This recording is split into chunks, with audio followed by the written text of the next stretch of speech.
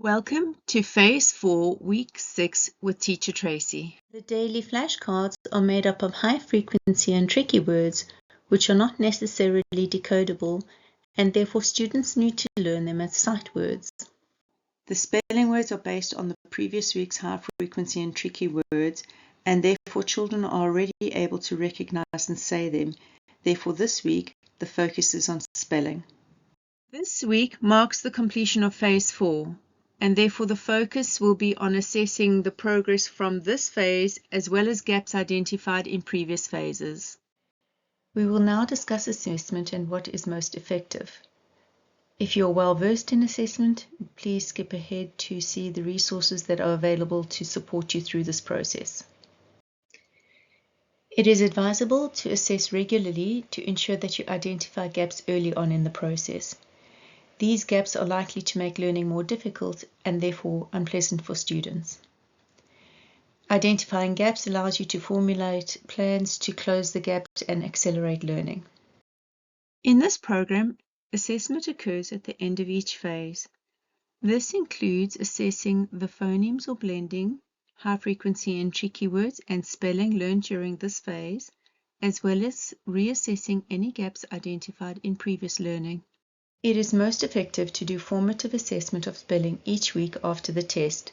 This enables you to identify the words that need to be revised and retested.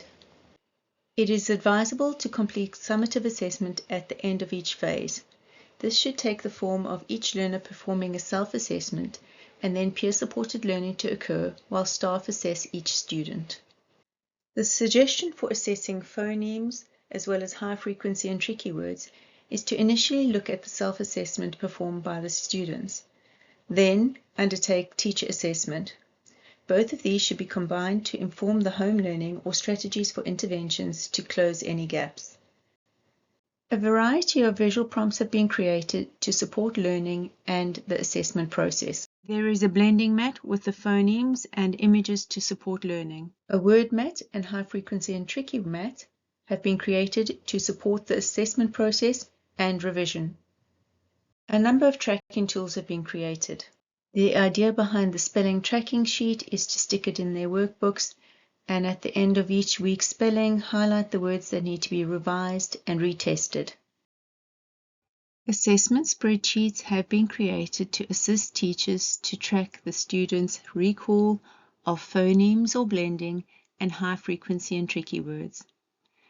These auto-calculate as you populate them. As mentioned previously, the word mat and high frequency and tricky word mat tie into these spreadsheets to make assessing easier. Finally, there are activity booklets for students with the idea of allowing them to be independent while adults undertake assessment. The booklet includes self-assessment and revision activities to be completed either independently or through peer-supported learning. A great deal of thought has gone into each of these resources to make sure that they work as a collective and make the assessment process more efficient and easier. They can be accessed on the above PayHip store, and I really appreciate your support. Thank you. In addition to the teaching and assessment resources, a set of printable games have been created which facilitate revision of all of the phonemes and high frequency and tricky words learnt to date. If you're interested in any of these resources, they're available on the PayHip store.